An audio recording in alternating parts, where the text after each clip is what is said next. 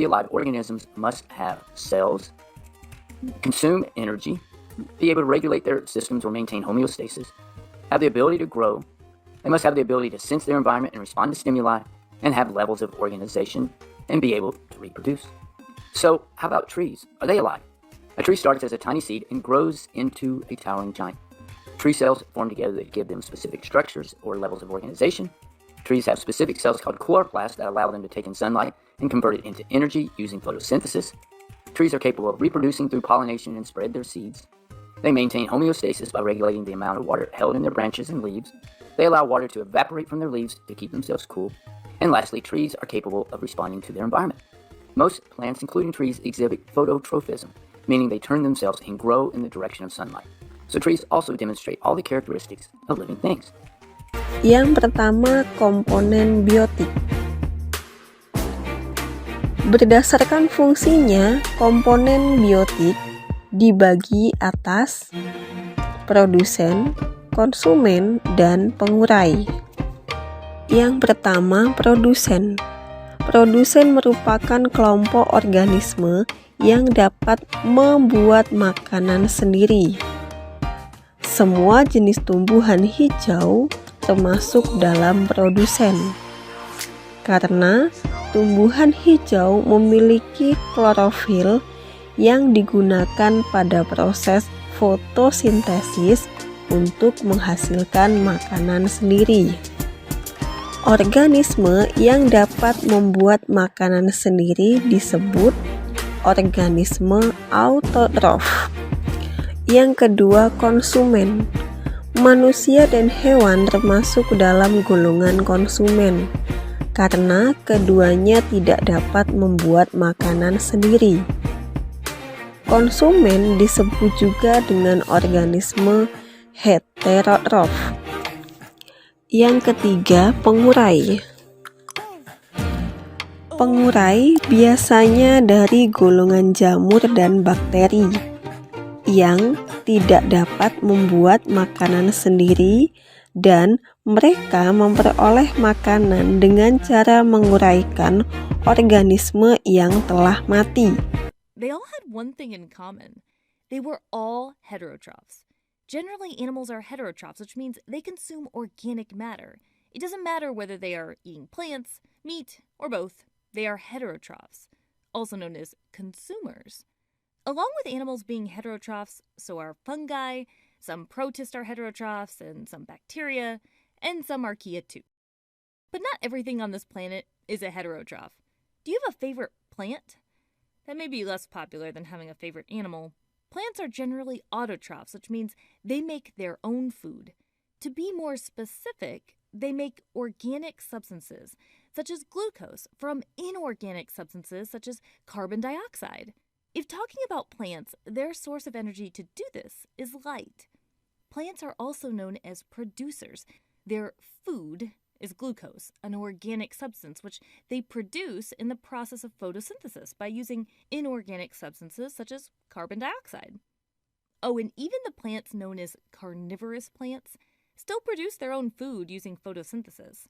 It's just that carnivorous plants can also digest insects to obtain nitrogen. Nitrogen is an important element that living organisms need, and it turns out that most carnivorous plants live in areas where there is low nitrogen in the soil. Along with plants, some protists are autotrophs, some bacteria, and some archaea are too. Now, it's also possible that an organism itself can be both an autotroph and a heterotroph. In our protist video, we talk about euglena.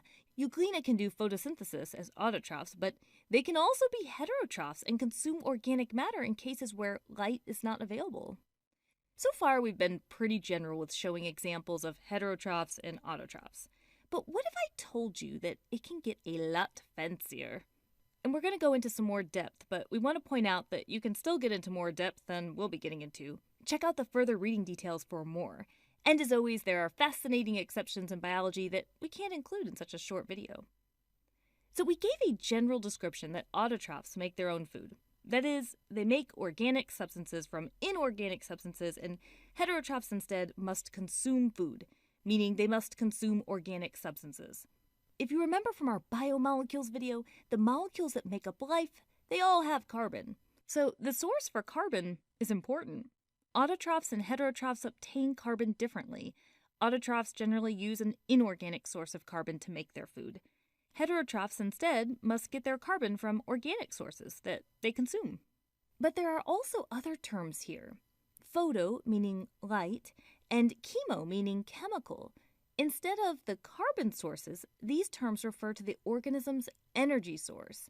So when we've been talking about plants, a plant is an example of a photoautotroph because a plant uses light as an energy source. But not all autotrophs use light as an energy source. Have you ever heard of the deep sea vents? I'll never forget learning about these when I was a kid. I used to think, how can anything live down there with the lack of light? Plus the substances there like hydrogen sulfide, which is something that can be dangerous to many other organisms, and the extreme temperatures. There's still life down there. Bacteria that are chemoautotrophs are a great example. They are autotrophs as they can make their own food. Recall that as making organic substances from inorganic substances. But their energy source is chemical, hence the name chemoautotroph. They can oxidize inorganic substances like that hydrogen sulfide we mentioned. For chemoautotrophs, the chemical they use depends on the species, but no light required. So we know humans are heterotrophs. Humans, as well as other animals, are examples of chemoheterotrophs. Humans, as well as other animals, have to consume organic matter, and it is also organic compounds that act as their energy source. Okay, that leaves one more, right? We had chemoheterotrophs, photoautotrophs, chemoautotrophs, and we're missing photoheterotrophs. This one has always been a bit challenging for me to wrap my mind around. They are heterotrophs, which means they do consume organic matter. But that photo prefix means their energy source is light, which they require. This mode of nutrition is found in a few types of prokaryotes. Now, it's important to mention that these organisms will do some form of cellular respiration to further break down their food to generate ATP. And by food, it can be food that was consumed, like heterotrophs, or food that they produce themselves, like autotrophs. However, cellular respiration processes can vary. The process may involve oxygen or no oxygen. Of life create waste. Trees drop their leaves and animals drop other things. Just like with garbage, we don't want to leave these things just lying around. And that's where decomposers come in. Decomposers are organisms that get their energy by breaking down waste products and the remains of plants and animals that have died.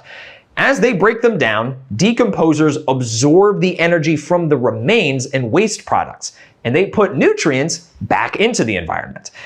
If you've ever composted food at your house, you've seen how decomposers take food scraps and break them down into nutrient-rich soil. Like consumers, decomposers are heterotrophs since they get their energy from other organisms. Decomposers include fungi, bacteria, and some animals. Earthworms, millipedes, and dung beetles are all great examples of decomposers. They focus mainly on breaking down waste products, such as dead leaves and animal feces. They play an important role in preventing waste from building up in an ecosystem and releasing the leftover nutrients to the soil, which can then be used by other organisms. Other materials are broken down by organisms like bacteria or fungi.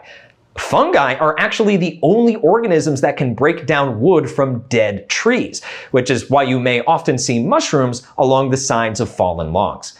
Decomposers are critical to maintaining the health of their ecosystems.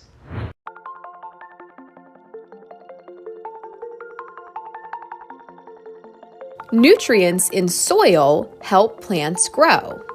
These plants provide food for animals. When the animals die, their bodies break down or decompose, and nutrients return to the soil. This cycle of nutrients is happening all the time with the help of special organisms called decomposers.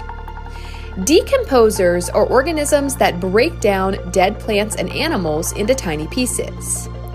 They are an important part of all food chains because they complete the cycle of nutrients.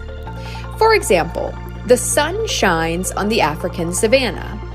Grass turns the sunlight into energy. A zebra eats the grass to get that energy. Next, a lion eats the zebra. The energy passes to the lion.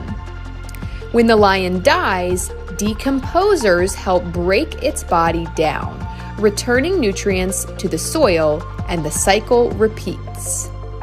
The main decomposers in an ecosystem are often too small to see.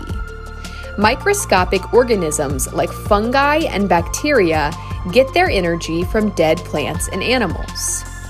As these microorganisms feed, they break apart the organic matter into tiny pieces that become part of the soil. Decomposed organic matter in soil is called humus. Other larger organisms are also decomposers. These animals are called detritivores because they eat detritus. Detritus includes the dead bodies of other organisms and any waste materials they leave behind. Earthworms, crabs, slugs, and vultures are all examples of detritivores. Instead of hunting live prey, they find organisms that are already dead to eat. These animals can also be called scavengers. As detritivores or scavengers eat dead plants and animals, they help break the organisms down into smaller pieces, which speeds up decomposition. Decomposers are an important part of healthy ecosystems. When they break down dead plants and animals, they release nutrients back into the soil. These nutrients are then available to help producers like plants grow. Decomposers are the final level of any food chain, and they help cycle nutrients from producers through all the levels of consumers and finally back to the soil to be used again. Every day in some form, this relationship takes place. The predator, in this case, the cat, stalks its prey, while the prey must avoid becoming lunch. This cheetah will wait patiently, hoping it gets to eat today. Why do these cats have to hunt other organisms? They are heterotrophs, and that is what heterotrophs have to do to stay alive. Welcome to Moo Moo Math and Science and Heterotrophs. Heterotrophs are organisms that get their energy from other organisms. The word heterotroph is derived from hetero, which means another, and trophic, which means nutrition. Therefore, an organism that is a heterotroph gets their nutrition by consuming other organisms.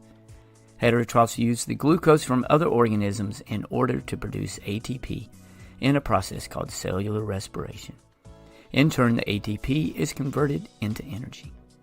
Heterotrophs are also called consumers because they consume other organisms. There are four main types of heterotrophs. Carnivores, which eat mainly meat of other organisms. They are considered predators because they hunt their prey in order to gain energy from the prey. Common examples would be a lion and many snakes. However, some insects like a dragonfly and praying mantis are carnivores. The ocean also contains a large number of carnivores like sharks, squid, and barracudas.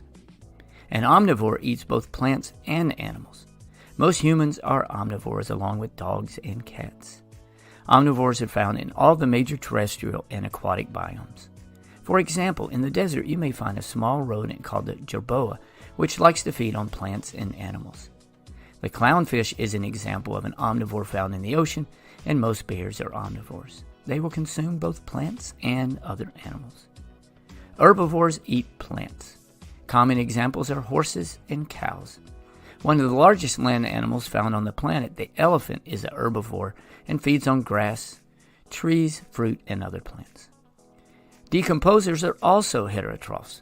They are organisms that use enzymes and chemical reactions in order to break down once living organisms. There are two main types of decomposers. Saprotrophs, which absorb energy from decaying organisms. Examples are bacteria and fungi like mushrooms.